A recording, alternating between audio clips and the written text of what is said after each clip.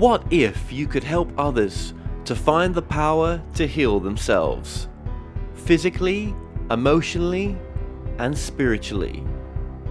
When I started teaching my classes, it was in 2002, and I was just doing the past life regressions and contacting the subconscious part.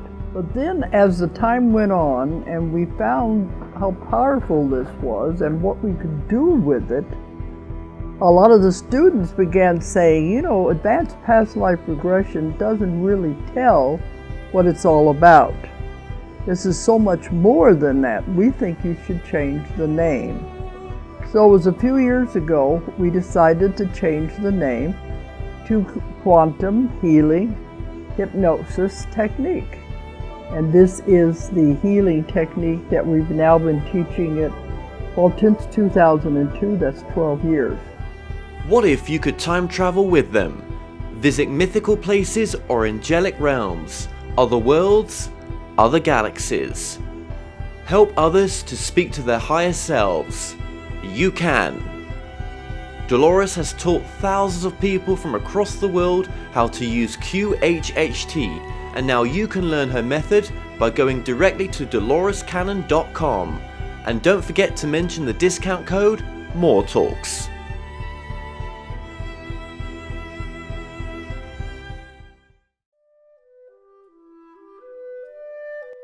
Established over 100 years ago, Watkins Books is one of the world's oldest and leading independent bookshops specializing in esoterica. We have the widest selection of esoteric books in the UK, and our friendly and knowledgeable staff are here to assist you in a unique ambience of our shop. So come and visit us in the heart of London as we're open every day.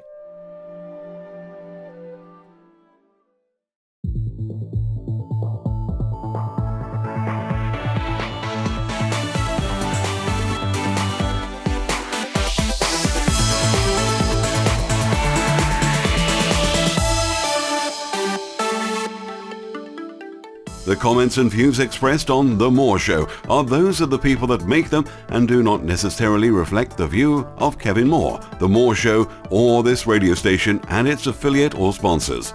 This show is for entertainment purposes only. Broadcasting from the UK and across the world online. You're now watching the UK's only alternative late night talk show, and I'm your host, Kevin Moore. For the next hour, I'll be covering subjects that will open up your mind and provide you with information you may have never heard before.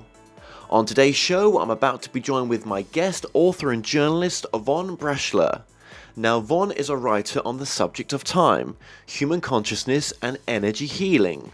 Von has lectured and led workshops throughout the US and the UK, and served as a facility member at the Omega Institute for Holistic Studies in New York. Now, Von is a former newspaper and magazine editor, and he writes and leads workshops in the areas of consciousness development. Von Braschler, welcome to the show. Thank you, Kevin. Well, thank you for coming on. This is going to be a very fascinating time travel interview, I think. I love time travel. I really do. So thank you for coming on to talk about your books and your work. Where are you based? I'm in the heartland of America in the central area of Minnesota. Minnesota. I've never been. I hear it's nice. I've never been, though. Not yet. Winter, but otherwise, yes. Yes. Okay, and I appreciate that because I've been a bit delayed on this interview because we had a few technical issues. So thank you so much for just bearing with us on that as well. Now, this is going to go in all sorts of directions because I think your work is very broad and I think it's very meaningful as well. First of all, let's get into your background. What got you interested in any metaphysics to begin with? What experiences did you have when you were younger in those sense? And just is that there is a background to Von, isn't there? Well, when I was 6 or 7, my oldest friend can still remember this day. The teacher asked us where we were all from, and I didn't say I was from this world. So I suspect I was born with a little bit of prior memory. I had some psychic experience. I had a very psychic mother. I had some experiences that were, I would say, like time shift experiences, odd occurrences. I could detect, sometimes like ghostly spirits around me. So I was kind of like this, and I just kind of, like a lot of people, suppressed it because I wasn't in a community where this was commonplace to discuss. Yes, absolutely. Well, that's so interesting. Having that experience at a young age where you say, to your teachers that you feel like you don't belong here. I mean, that is very telling. Actually, that is.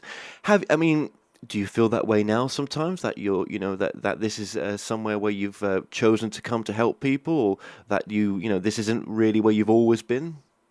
Well, we're all where we belong, and we're at the right time, and we're here for a reason. We're for a purpose. It's hard to find the purpose.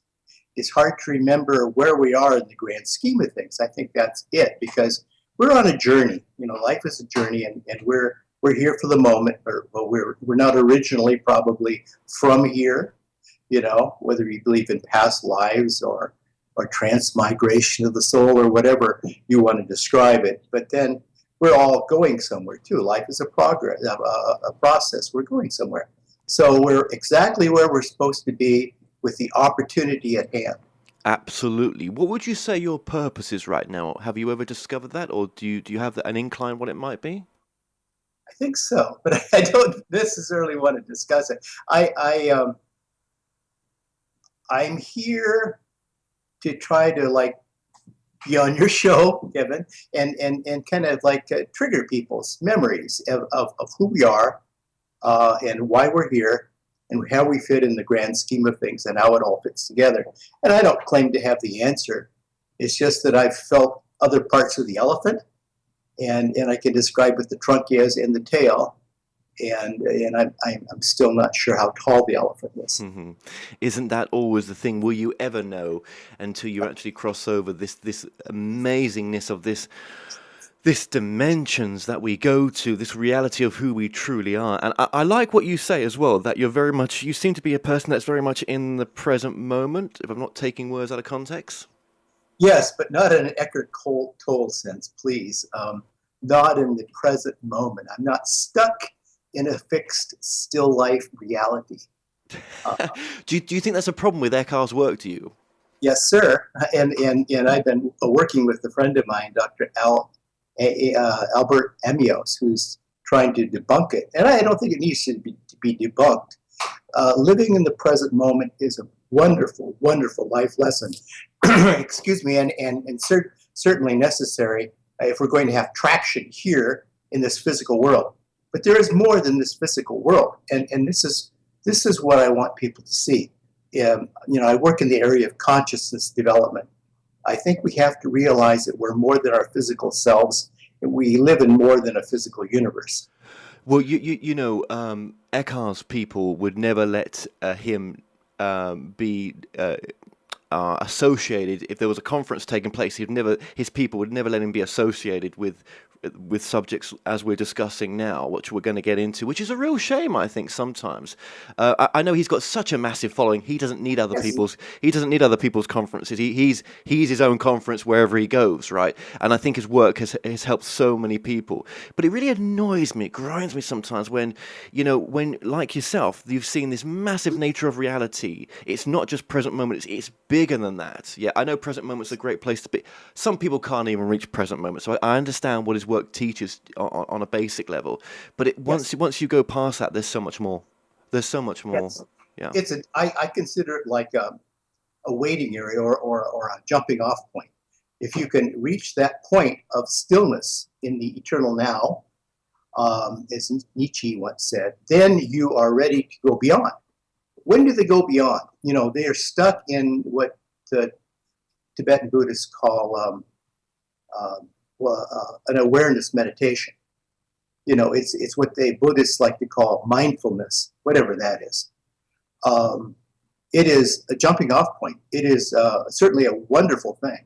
I try very hard to stretch the present moment. I try to fully occupy it and make it last forever.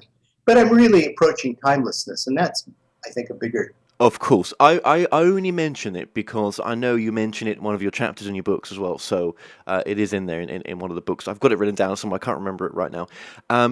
Just going back to what you were saying as well, thought it very interesting what you said in the sense that your mother had this ability of this ability to tune in, this call it a psychic ability maybe as one word for it. And I think obviously you have it as well. To a degree. Yeah, I have an awareness of it. She had an innate ability to use it. Knowing of and knowing it are really two different things, as Christian Murray once said. But she would have flashes of tomorrow and yesterday coming simultaneously. She was a time looper who could stay in her body in time loop. This is really incredible to watch. And she could also tell when you were going to call on the phone, but I don't think she was unique there. You probably have it too. You know when someone's going to call, or your hands itch because you know someone's coming to the door. You have an awareness of what's going to happen, and luckily now we live in a time when these things are being measured scientifically. Dr. Emoto, the Japanese scientist who recently died, sending thoughts instantaneously around the world and verifying this in many other similar research projects. Absolutely. Now, we're going to get into your work as well, obviously a lot more than what we are right now, and I like it because it puts a different spin on it as well, but it's the same thing, but it's a different way of looking at it completely, and I like that. What was your, or were there any books or authors in the sort of spiritual, metaphysical arena that really helped you on your journey? What did you used to read? What inspires you? I was profoundly affected when I lived in Portland, Oregon. And we had an organization, there were a number of them, called Common Ground. And we had someone there who independently used the facility to put on movies. And he played 3 movies in succession. And he would draw hundreds of people to sit on the floor and watch. There is a River, the Siddhartha story. Brother, Sun, Sister, Moon. Meetings with Remarkable Men. And about that time, I went outside one morning to look for my morning newspaper, and it wasn't there. And instead was a book with the cover removed. And it turned out to be A Call to the Heights by Jeffrey Hodson, Theosophist from was Australian? No, a New Zealander, Jeffrey Hodson. Very profound book, and it showed me through his correspondences how there's different ways of looking at the world, and yet it all looks back on you. It's all light and sound. Yeah. That's interesting because that gets, before we just get into one of your books, well, the time travel as well.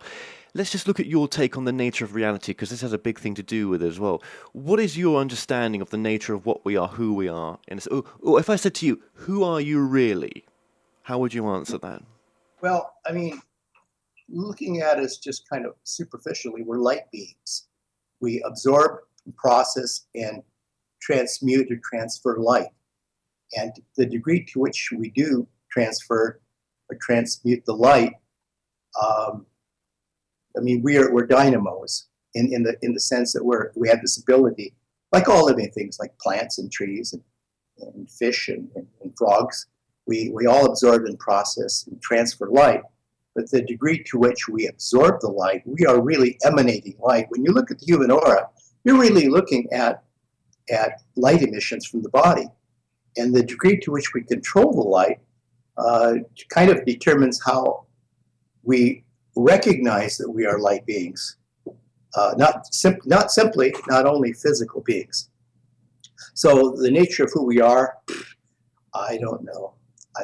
I mean, I'm a great believer in Madame Blavatsky's The Secret Doctrine, which was cribbed from a lot of sources. It's really a hermetic knowledge, a lot of Eastern spiritual science. I mean, she was eclectic in grabbing from all the best people and cribbing it into her book. And obviously she had some direction in it, some help, some guides. I think that there is a big picture. I think that the world is, as Mr. Einstein said, constantly switching back energy to matter. We are energy and we are matter. We are now manifest. We're living in a manifest world. So, I mean, what we're here for is to learn how to transcend that and how to get back to energy. I don't think there's anything wrong with being in a physical world. You know, we have traction, we have gravity, we have wonderful things working for us. Oh yeah, no, I always say in like a broken record in my interviews, we must have joined a massive queue to want to be here. We must have been so desperate to have this physical incarnation. It must be so important to us. As much as we like delve into, you know, well, not delve, but have explore or try to understand a tiny portion of the nature of reality where we go to when we pass on. I think it's still so important to be here now, and I think whatever information we do look at, you know, in the sense of what is that nature of reality when we cross over, it's just to bring teaching information to make this moment better now, really. I think that's what it can do. I agree. I mean, I just wrote a book and I haven't found a publisher yet. It's Moving in the Light. It'll be my third book on time. And it looks at death transition. And what is death? I mean, it's just walking through a doorway. I mean, are you really dead? Are you ever really alive? I mean, we have such weird ways of looking at this. We are linear thinkers. We think point A to point B. We reach point A is gone, and point B is gone. So, I mean, when you die, you know, have you left life behind? Or, you know, we never really die is what I'm trying to say. We never really live. We're just transforming or transcending one life experience to another. Absolutely. And if I asked you the question, okay, why did you write Exploring the Seven Secrets of Time? Could I add something on there maybe? I know you're going to answer this, right? I'm not trying to answer it for you, but was it potentially as well that actually it's a way to improve our life right now? If we can go into the past or the future, it's about it brings it back to improving the moment now. Yes, absolutely. Well, I dreamt the 6 secrets. I dreamt the 7 secrets. And in my dream, I have a teacher who comes and he's my dream teacher. And he took me into a cave. I thought he was like, you know, very dramatic. And he showed me these secrets. And he said, now remember them. And I said, I can't write them down. He said, well, of course you can't. He said, not here, not now. He said, but you will remember. So I came back and I wrote Perfect Timing, which is my first book on timing. And it was, I could only remember 6 of them. And then I started to like have these visions of, and get this great interest in that prompted me to read more and more about the 7 rays, you know, and how light comes to the earth and how it affects us all and how it's bent and how every color of light has its own properties. So absolutely, this is really a book about the here and now. And becoming agents of change in our own lives, becoming the hero in your own life story, being able to step outside yourself physically and examine yourself and examine the world, go backward in time, go forward in time, to look at yourself, to look at others, look at the world, and come back with, as the shaman does, as the Sumati mystic does, come back with some informed idea to guide you and your people. It's not like we can go backward in time and buy things cheap or go forward and change, you know. It's all fanciful ideas. And maybe it's possible to do this. I won't preclude it, but I think that it's impossible for most of us to go forward or backward in time physically. We do it in our consciousness. Our consciousness leaves the body at the speed of light, exactly the speed of light. And it races around the world wherever we direct it. Well, that's very interesting. You say that your book came to you, well, the 7 chapters came to you in a dream, because back in 2003, your book Conversations with the Dream Mentor awakened to your inner guide, which is on the screen right now as well. I'm guessing you employed the information in that, and that was it. Yeah. Yeah. How powerful are dreams sometimes when you know that they're trying to tell you something? It's almost like it's life speaking to you with the only way that you're going to listen. Dreams are incredibly important. You know, we learn in our dreams. It's a chance for spirit to leave the body and roam the great library in space, the cosmic knowledge in space. And And you can find teachers there. You can commune with others. You can explore on your own. Sometimes very interesting results. But yes, I think dreams can be prophetic. If you go forward in the future, they can go backward and be revealing and instructive. I would never overlook dreams, but I mean, a lot of people do just have kind of like memories. You're kind of like going through a review in your head of what you've seen and what's important to you, and you're kind of like putting on a skit inside your mind when you dream. But I mean, setting up a profound, lucid, vivid dream is there's a few steps to it, but it's extremely important. You have to recline into the dream with the idea that you're actually going to go somewhere, leave your body, and do something and find something. You kind of program your dreams. Sometimes those dreams that are so meaningful that come to us, you don't know what state you was in to get to that dream. All you know is that there was a message there and I'm listening. Yes. And the idea of jumping out of bed and you want to write it all down, you need to write it down. And then you need to meditate on what you've experienced, because what you've experienced cannot be analytically, intellectually absorbed like this conversation perhaps, but you need to get into kind of that meditative state again. Absolutely, thank you. I just sneezed there. Thank you for that. I was trying to hold it off on the interview. Yes, I completely agree with you. I've had that most powerful dream recently, and I know what you're talking about. And others watching this over time will have had them as well. So that's how it came, and that's very fascinating actually, but not surprising. So, okay, 7 Secrets of Time. Now, as we were just saying there as well, we're not getting a DeLorean here from Back to the Future. We're not in Star Trek Voyage Home. We're going to go around the sun. And we're not in any other kind of time travel movie. There's some great time travel movies out there. This is all done through, we're going to talk about how it's done, but we're talking about leaving the body and astrally or traveling to these places of interest. But I might be wrong there, but we'll get into that. So, what are some of the benefits then of going to the past or future, would you say? You can find answers to questions that perplex you now. It's kind of self-diagnosis. You can find out why as a child you developed these quirks, these mannerisms, these ways of looking at things. You can find out why you became ill. You can find out who is important to you, things that you don't quite fully remember on analytical level. You determine what. I like to set up people for a meditation where they go backward in time, and they find themselves, and then once they find themselves, then they begin to kind of like heal themselves. You can't fully heal yourself in the past. You do bring energy. Now, when you say it's an astral voyage, this is great shorthand, and the publisher certainly agreed with you with the subtitle. But my idea is this is a little bit different from a typical astral travel, in that you try to bring as much of your subtle energy bodies, many of your subtle energy bodies with you as you can.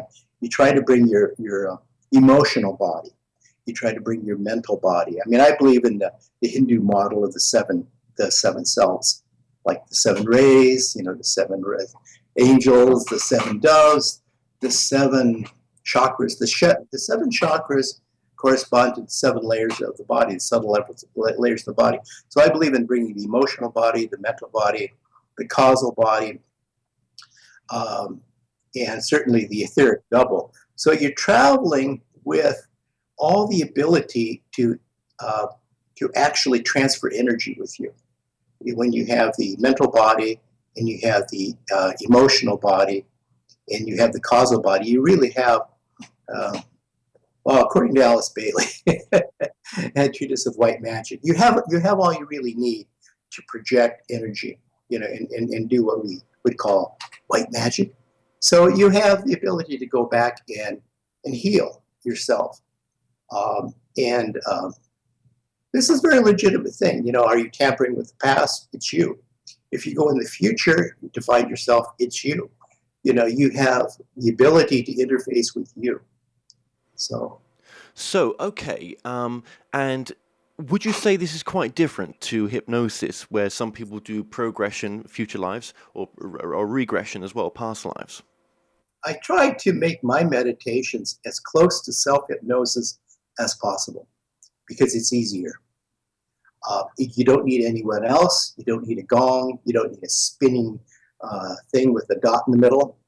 You are actually ordering yourself and directing yourself to leave the body, go into a meditative state, a state of higher awareness, lower physical perception, and then you give yourself the permission to leave.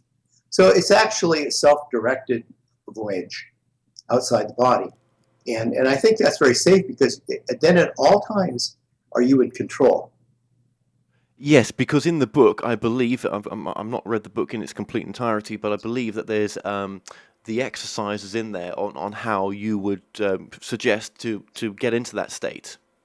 Yes, and I think a lot of people, when they try to meditate or do self-hypnosis, is they tend to put a lot of words into it. Now, the problem with meditation for a lot of people, particularly in the West, seems to be that all the words still continue to spin in your head. When you're doing this, you're living in the intellectual mind, and you really can't leave the analytical self behind. So what I do with this kind of unique with my meditations, and I borrowed this really from Indian Samadhi mysticism, is that you actually create a picture. You paint a picture. So you're not actually using words or thoughts or sentences. All dialogue then ceases inside your mind, and you're creating a picture like a blueprint, a map where you want to go. Then you just project it in the inner screen inside your mind's eye, and you're looking at where you want to go. And it might be a picture of the way you think of yourself when you were six years old. And that's where you go. It's an unerring way to get where you want to go. It's a self-directed mapping. You know, there's lots of information that's coming through at this time saying, and this has come through as in the past a little bit, but it's definitely a sort of a, what they're saying now is that all time, beyond this reality, beyond this beyond this understanding that where we go to when we cross over, there is no time. Past, present, future is happening at once. It's almost like your work's tapping into that by accessing the higher self and using the, because I'm guessing it's the higher self then that's taking you on this journey. And the higher self is you. It's the, I call the higher self your consciousness in a sense. I don't think there's much separation. So really you're tapping into instantaneously into one of these lives that's going to answer the question that you're asking. And I'm guessing as well that it's only going to show you a scenario that's helpful, that's going to be a healing to the moment now of whatever problem it is that you're looking to solve. It will never become so confusing that you're lost because, and I agree with you, because it is self-directed. It is within your frame of reference to ask for certain things and to go to certain places. So it's pretty safe. A lot of people say, if you live your body in this way and you roam the great cosmos, is it safe? Absolutely safe, because you're always in charge, and you're karmically connected to the past, to you in the past and you in the future, and your role in the past and your frame of reference to being in the future. But you can always call yourself back. So you're never lost. No, absolutely not. And possibly in our dreams at night, we leave our body anyway. So we've been doing it for so long; it's just second nature to us, really. Yes, I think some people do get kind of perplexed in their dreams because they do have the sense that they can't get back. That you wake up and I've done this. You've probably done this. You wake up and am I here or am I there? And the answer is yes. You're both places. In fact, the truth is probably frightening, in a sense, but it's also reassuring to think that right now you're probably living multiple lives and multiple levels of reality. Wouldn't it be incredible that past lives, if you're going to go back to the past, even if it's not a past life, it could be something earlier on in this life, but just call it past life just for now, because maybe that's where you're going to go back to. But like I say, it doesn't have to be. That any changes that you make back then could actually improve the moment now.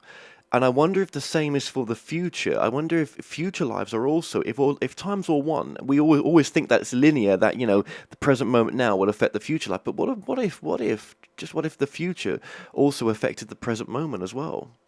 I know that sounds crazy. I love the question. A lot of people have hard time going forward in time. I mean, from Einstein's point of view, if you can achieve the speed of light, billion feet per second, you can actually transcend time. You can go forward in time or backward in time.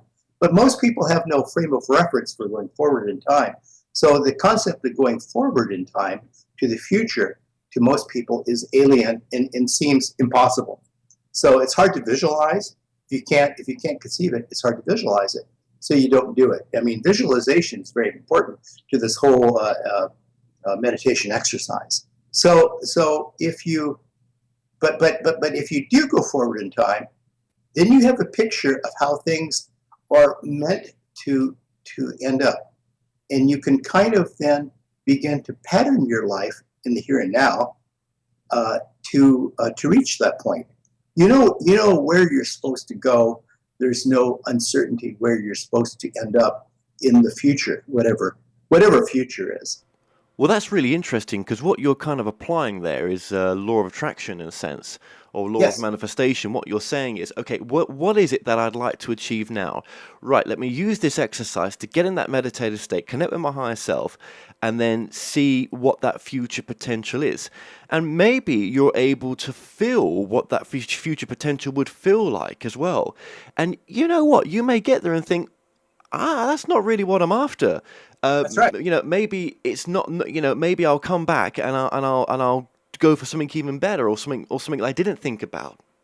Yes. Yeah. I don't want to end up a horse thief. I don't want to end up criminal. I don't want to end up sad and lonely. I don't want to end up confused. You can look forward and say, no, wait a minute.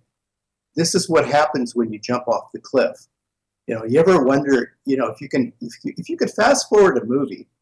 This used to fascinate me as a child, and you could see how things are going to go forward. And then you play the movie backward, and you see the man jumping from the bottom of the cliff back to the safety at the top of the cliff.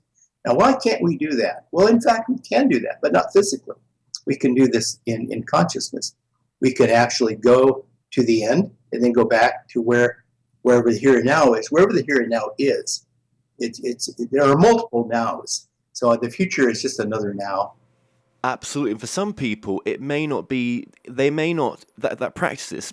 Let's just use go into the future as an example. We could use go into the past, but just go to the future. So they're in that state. But what for them, it may not be the most like 3D holographic kind of experience. It may be more of a kind of misty kind of look, difficult to see, but seeing bits of it. It may actually be not seeing at all. It may just be a knowing. And what I'm saying is that when you project yourself for different people with different gifts to be able to, or if you're opening this sign, if you're up for the first time, it may be a bit different from what we're explaining it as. So it may just be a knowing as you go. That's if you know what I mean. That's right. Yeah. I mean, there's no certainty that we're going to end up there. It's like tarot or astrology. It's like the energy seems to be directing. And the opportunity and the energies within you and around you seem to be directing you to this point. But you could read the cards tomorrow and they might be different because the energy is different. You're different. And also, you actually have to live your life, and you can actually change your life. I talk a little bit in the book about becoming an agent of change, because when you step outside your physical self, you do have more ability to change. You're actually working in energy and not in the fixed, stagnant world of the physical world.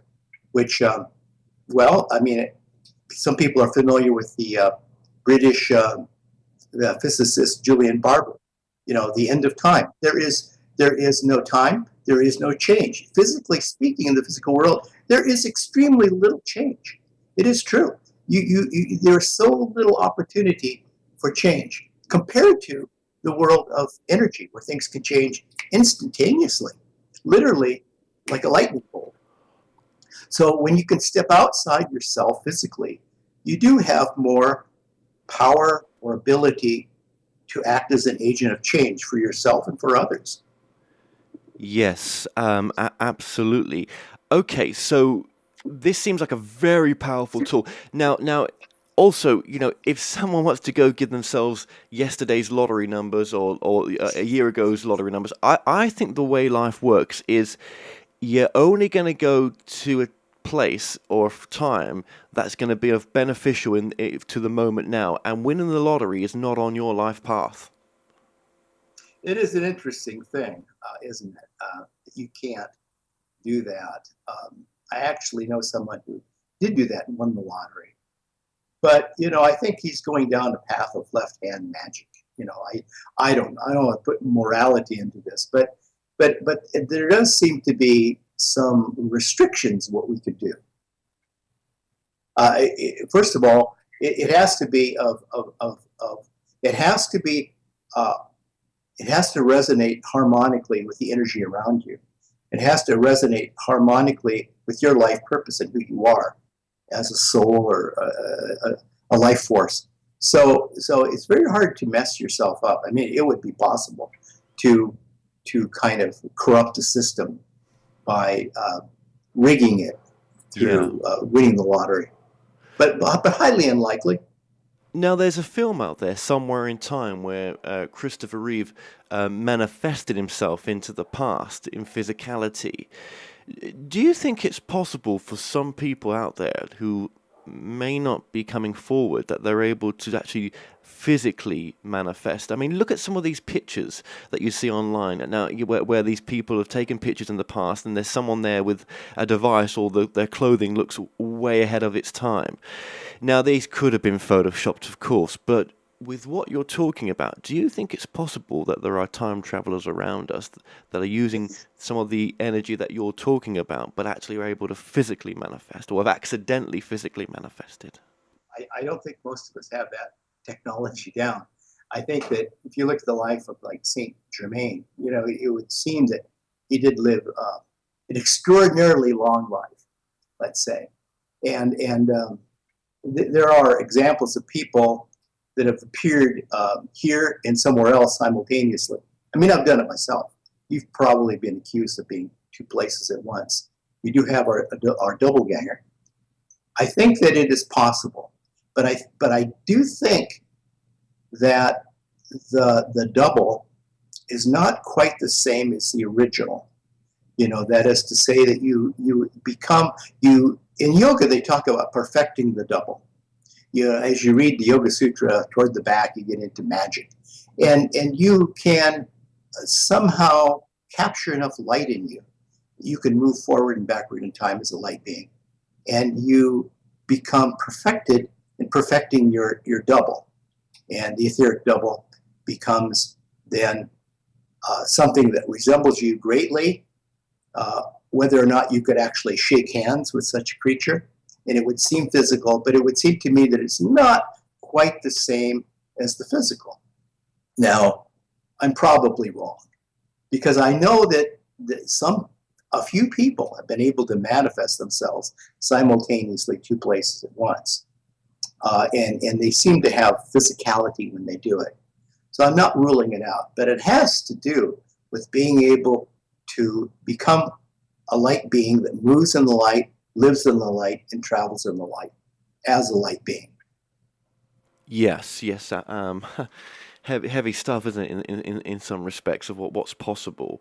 Do you think there are those from the future coming back to the past, having really, taken this work that you're talking about to a whole new level, that are doing it for the potential of raising their vibration by going back to connecting with a past aspect of themselves to raise them, and in a sense raising their future self.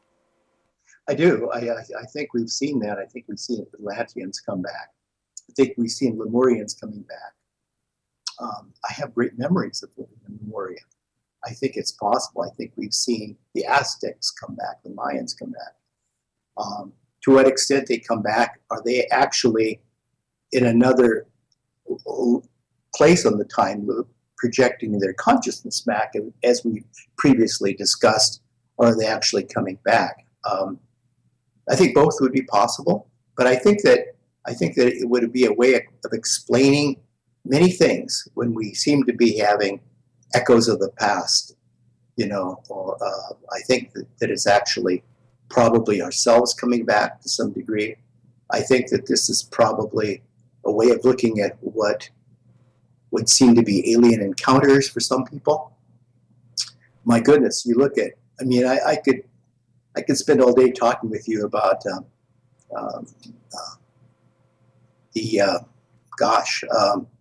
Scrooge, the Christmas Carol, how profound that story is on so many levels. Psychologists have tried to take it apart. People that have talked about alien encounters have tried to take it apart, and I think that our life force is in transit. We are transmutable. Yeah, when you mentioned the alien side there as well, probably some people that could have that I go into the future with this work that you're talking that you've given us on the exercise of how to do it as well. Maybe they might go into a future life where they are off-world and they're not living a life on this planet but somewhere else, and they're connecting with a future aspect of themselves that is somewhere entirely different out there. It's entirely possible. Yeah. It's entirely possible. You're probably living multiple lives. I don't rule it out. And what about multiple reality? Multiple Earths. What about multiple universes? The multiverse, in a sense. The multiverse is absolutely likely, because remember, time doesn't go around corners. So the fact that we can't see the other universe, or we can't see the other reality, it just means that we can't look around corners. I always think of like a map folded up. Folded and folded and folded. Now, if you unfold it, you can see the whole picture. But once it's folded, you can only see part of the map. So around the corner, the part you cannot see because light does not bounce off it, which is our version of reality, light bouncing off things, is actually another universe. So yes, I think we're living a paper-thin membrane away from other realities and other universes. And we're probably part of those. Wouldn't it be amazing that, I go in, I go to bed one night, yet I'm waking up in another reality. I'm not aware that I've woken up in another reality.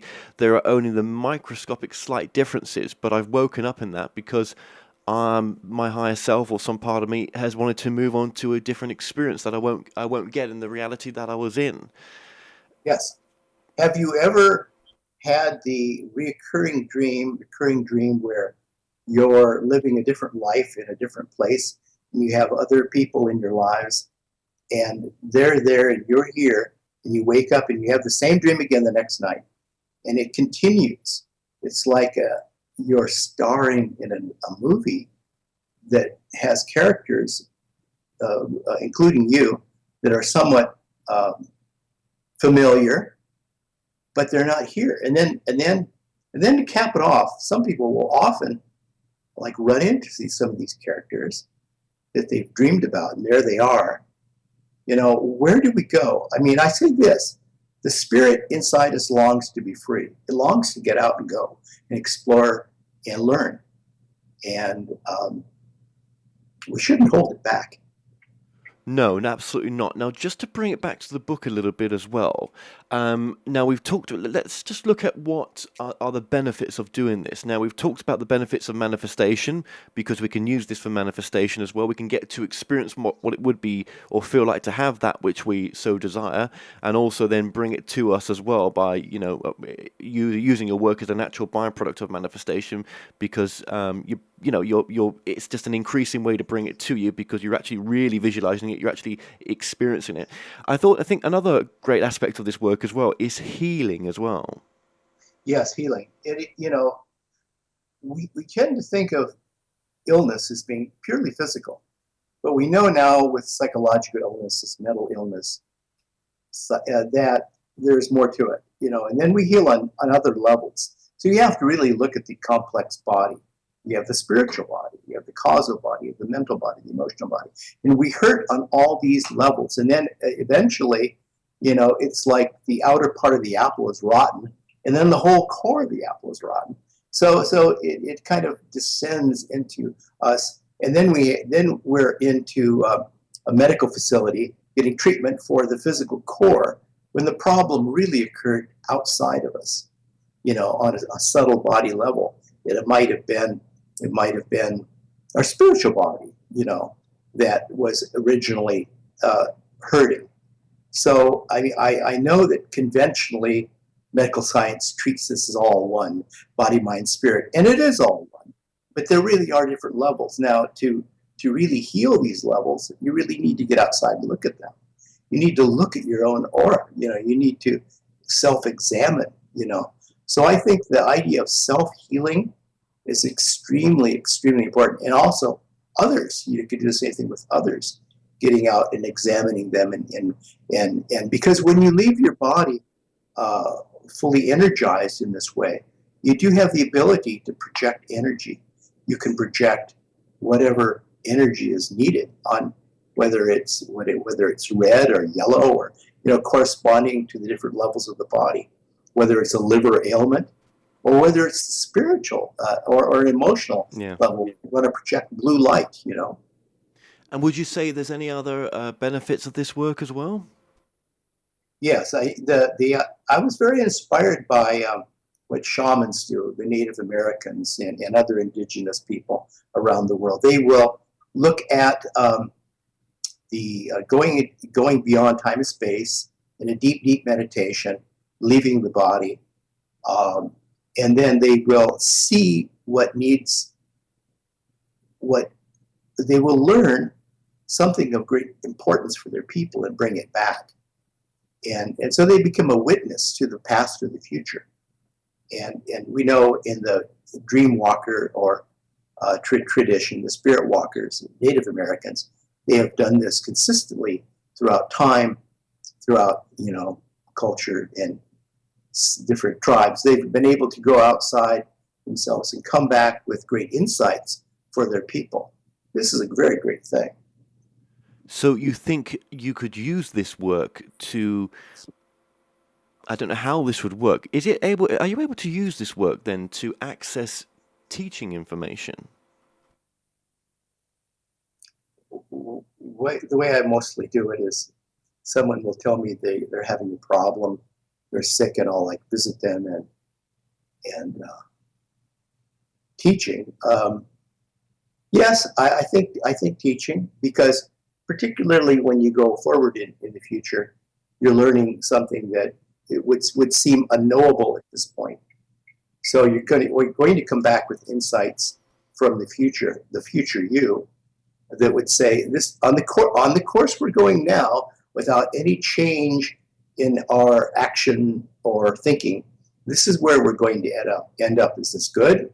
Is this where we want to be? Is this where we want to direct ourselves? Right. Or do we need to do a course adjustment? So I think that going forward or backward in time is extremely vital for learning information that could be used in teaching. Absolutely. Oh, thank you for that. Thank you. Now, with people with quite a lot of skepticism listening to this, I think you've got nothing to lose but to give it a go sometimes, haven't you? You've got no. And what is the easiest way if they're not going to buy the book? Is there any easy way into getting into the space that you're talking about? And how would you do that? So would it be, for example, okay, I want to know, is this the right path career-wise for me? Keep it simple, right? Job-wise.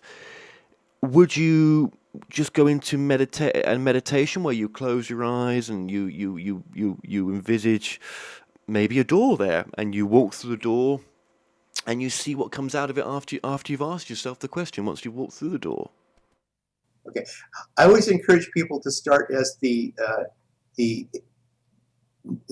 novices in Samadhi mysticism begin, controlling their dreams.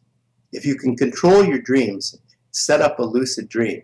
You don't have, now you could actually program yourself into a dream where you go and you actually fall asleep. But then you could have also a lucid dream where you're quite awake, you're in a state of heightened awareness, and you're actually going somewhere. And the thing is to give yourself the permission to do this. The room has to be totally still. You need to put yourself in a reclining position on your back, arms and legs extended, nothing crossing. Get into a meditative state that is a deep, active meditation. And you need to tune out all the external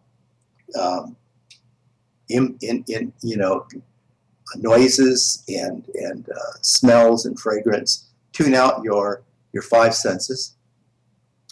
You then become... Oh, have you lost me again? No, I just got you. I'm sorry.